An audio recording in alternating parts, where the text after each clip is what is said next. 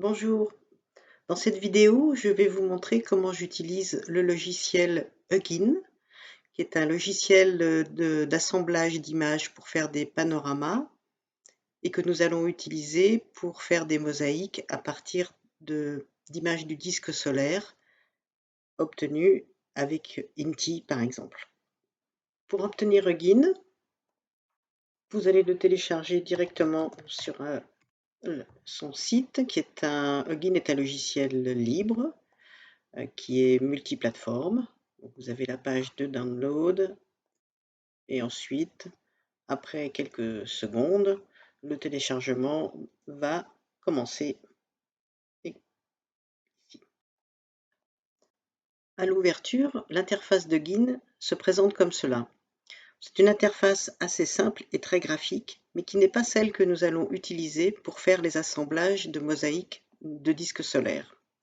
Donc pour cela, nous allons dans le menu Interface et nous choisissons directement l'interface dite Expert. C'est l'interface un peu plus classique, mais qui va nous permettre de décomposer et de bien comprendre les différentes étapes nécessaires pour faire une mosaïque avec nos deux images. Donc la première chose, évidemment, c'est d'ajouter des images dans ce projet. Donc, j'ai préparé ici deux images faites avec un télescope Acuter du disque solaire. Donc, on va choisir les deux images. Hugin va vous demander un champ en degrés ou une distance focale. Cette valeur, évidemment, aurait un sens si vous aviez pris des vraies photos pour faire des panoramas. Vous auriez mis la focale de votre objectif. Mais là, ça n'a aucune réalité physique. Donc, je vous conseille de démarrer avec un champ de 5 degrés. Ici, peu importe, donc une focale pas trop élevée, pas trop petite non plus. Il faut bien entendu, il va vous demander la même chose pour la deuxième image. Vous mettez exactement surtout les mêmes valeurs pour démarrer et de toute façon, il va optimiser tout ça. Donc la première chose, une fois que vous avez rentré vos images, c'est de créer des points de contrôle, que Hugin va trouver ces points de contrôle de manière automatique. Donc vous avez un certain nombre d'algorithmes qui est proposé. Donc, moi je reste sur le premier qui est l'algorithme standard de Hugin. Je lance la création des points de contrôle. Vous avez un certain nombre d'indications. Il me dit qu'il en a trouvé 8. J'accepte. Et ces points de contrôle, je vais aller les contrôler. Pour cela, j'appuie sur l'onglet Points de contrôle qui me propose donc les deux images. Donc vous avez ici, je vais choisir la deuxième image de ma mosaïque. Donc ce sont des menus déroulants. Vous pouvez ajuster les zooms, mais surtout ce qui est intéressant ici, c'est de contrôler où Hugin a trouvé ces fameux points de contrôle et est-ce qu'il les a bien positionnés sur des endroits assez cohérents pour pouvoir faire une mosaïque où les points de contrôle ne seraient pas complètement déséquilibrés d'un côté de l'image. Donc ici, on peut vérifier que les points de contrôle sont bien répartis sur la surface du disque. Ils ne sont pas dans des zones aberrantes. Je peux même aller vérifier chacun de ces points en cliquant dans la petite liste en bas. Et éventuellement, si un point était finalement aberrant, j'aurais pu faire supprimer ici de la liste. Donc je vais revenir au premier onglet qui est l'onglet photo. Et là, je vais pouvoir commencer à faire une première optimisation. Hugin propose des optimisations de la plus simple, de manière incrémentale en partant de la référence, comme ici, puis ensuite en optimisant d'autres paramètres qui sont par exemple justement changer la focale de chacun des objectifs, faire des rotations, voire des distorsions de plus en plus sophistiquées. Mais dans un premier temps, moi je commence toujours par faire une première optimisation simple, de manière incrémentale en partant de la référence, et je fais calculer. Je ne touche à rien sur la photométrie en général. Calculer, il me fait donc l'ensemble des calculs, il vous donne les paramètres de qualité, écart type, le maximum d'écart entre les points de contrôle. Je lui dis oui pour appliquer les modifications. Et donc là, pour aller voir finalement ce que me donne ce premier assemblage, cette première optimisation, je vais dans l'aperçu du panorama, ici, avec OpenGL. Et là, finalement, vous retrouvez l'interface que vous aviez au lancement de Guin avant que vous n'ayez choisi l'interface dite experte. Vous commencez à voir un petit disque ici, tout petit. Donc je vais aller dans l'onglet projection et je vais cliquer sur remplir. Donc là, il va finalement se concentrer sur l'endroit où il y a de l'image. Vous voyez, il dit que maintenant l'angle de champ est de 6 degrés par 6 degrés. Donc j'ai choisi une projection, donc équivalent, vous pourriez choisir rectilinéaire, j'ai pas vu beaucoup de différence. Et vous voyez déjà le résultat de cette première assemblage. Alors, certes, il a bien placé les deux disques l'un au-dessus de l'autre, mais il y a deux choses que vous remarquerez. Le disque, n'ayant fait qu'une approximation purement de translation, il n'a absolument pas changé et adapté la taille des images du disque, en fait. Donc changer la focale finalement d'objectif pour adapter les deux disques. Et vous avez également la présence des zones noires, puisqu'on a fourni les images sans aucune préparation, sans aucun déturage. Alors, nous allons voir à partir d'ici, je vais revenir au l'onglet de Guin.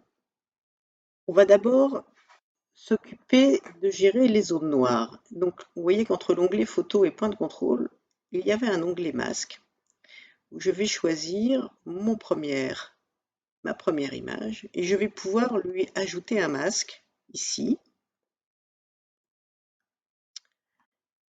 que je vais ensuite cliquer avec la souris.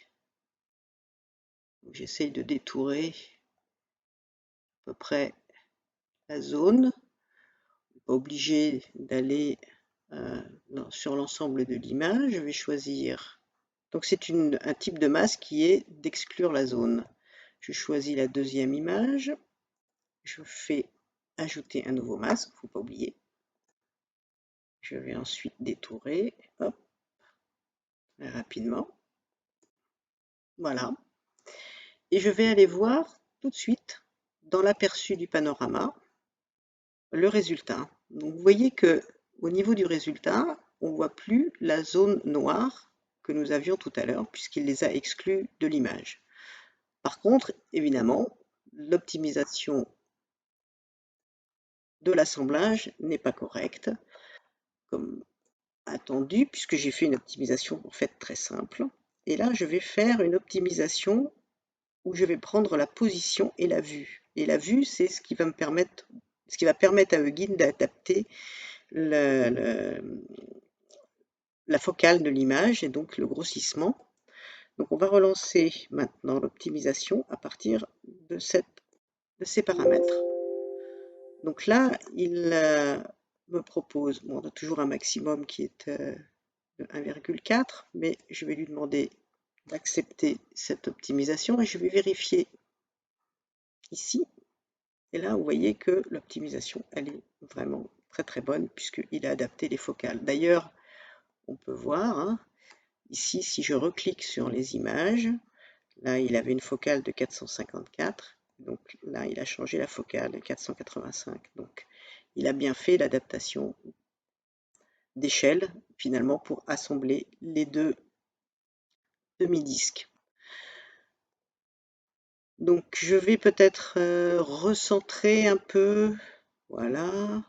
Je pourrais éventuellement même réduire un petit peu les bords autour. Donc ça, c'est le champ, pardon. Voilà, comme ça. Bon, peu importe.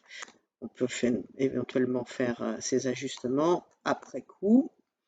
Et ensuite, on va aller directement dans l'onglet Assemblage. Ici, donc les paramètres angle de champ, c'est ceux que j'ai ajustés tout à l'heure dans l'interface aperçu du panorama. Il me propose donc la largeur et la hauteur de l'image. Il y a ensuite dans la sortie du panorama, je vais choisir corriger en exposition mes faibles plages dynamiques. Si vous aviez dans des panoramas parfois terrestres, il est important de faire des ajustements si vous avez des zones un peu trop d'ombre. On peut choisir le format, TIFF, PNG, JPEG. Bon, par exemple, je vais prendre PNG, voilà. JPEG, pardon. et je vais lancer assembler. Il me demande toujours d'enregistrer le fichier de projet parce que si je veux revenir, par exemple, générer une image plutôt TIFF, ou si finalement je ne suis pas satisfaite de mon optimisation, donc je vais enregistrer et il va me faire le calcul. Là, il me demande le nom du fichier de la mosaïque. Mosa 1. Il procède à l'assemblage. Vous avez le déroulé ici. Vous pourriez éventuellement lancer des batchs, mais bon, étant donné la nature de nos images, je ne vous recommande pas de faire des choses en automatique. Donc là, logiquement, il a terminé. Donc je vais aller contrôler le résultat dans le répertoire. Et donc voici le résultat Mosa que nous venons de faire avec les deux images de calcium, les zones noires, des images donc, qui ont été assemblées automatiquement après ces quelques opérations. Donc il y a une légère petite bande ici de défaut peut-être on voit légèrement en fait de défaut de luminosité, mais ce défaut est quand même assez limité et ne se voit pratiquement pas ici. Donc j'espère que cette première démonstration vous a convaincu, que les étapes que je vous ai décrites finalement vous paraissent assez logiques et sont somme toute assez simples. Je vous recommande de tester avec des images qui n'ont pas une trop grande disparité d'exposition ou même finalement de taille d'image. Mais vous voyez que Huggins se débrouille assez bien pour proposer un assemblage avec des jointures somme toute assez peu visibles. Je vais vous proposer maintenant de faire un deuxième mosaïque avec d'autres images. On a déjà enregistré le projet, mais on peut toujours l'enregistrer par sécurité et on va faire nouveau projet ici. Donc le nouveau, on va dans l'onglet photo, pas d'image. Nous allons ajouter les images. Cette fois-ci, je crois que ce sont des images PNG.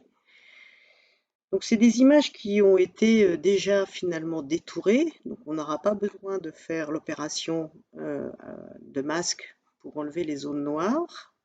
Donc, je remets mon angle de champ de 5 degrés pour les trois images. Comme tout à l'heure, je crée les points de contrôle. Il en a trouvé une vingtaine. Et je vais les vérifier. Donc là, on va voir donc les trois images.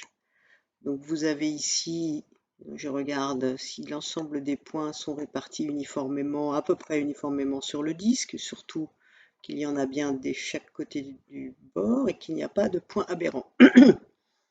Donc l'image du bas, l'image du haut, hop, je vais choisir l'autre image. Alors là, évidemment, c'est la même. Donc je vais chercher l'autre. Décidément, j'ai un petit souci. J'ai mis les deux mêmes. Non, évidemment, c'est celle du milieu qu'il faut vérifier. Donc, l'image ici, c'est pareil. L'image du milieu avec l'image du bas. Hop, et là, l'image du haut. Donc, l'ensemble des points me semble cohérent. Ok, donc je reviens dans l'onglet. Je n'ai pas besoin de refaire l'onglet masque. Je fais position de manière incrémentale. Il va me faire le calcul. Hop. Je vais vérifier dans l'interface. Projection remplir.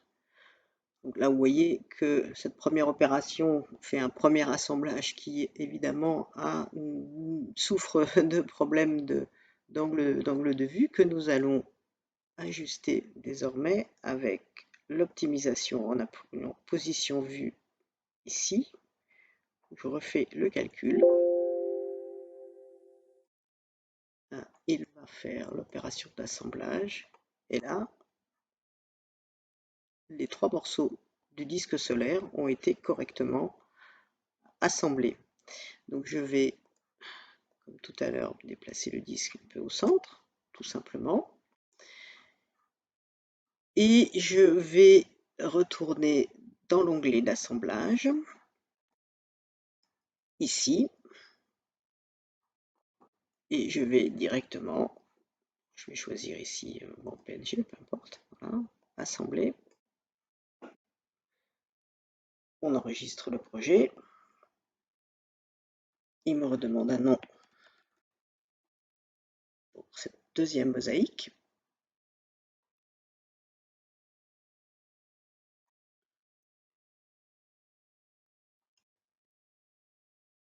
Qu'il était en train de... Voilà, caché derrière. Donc il a terminé.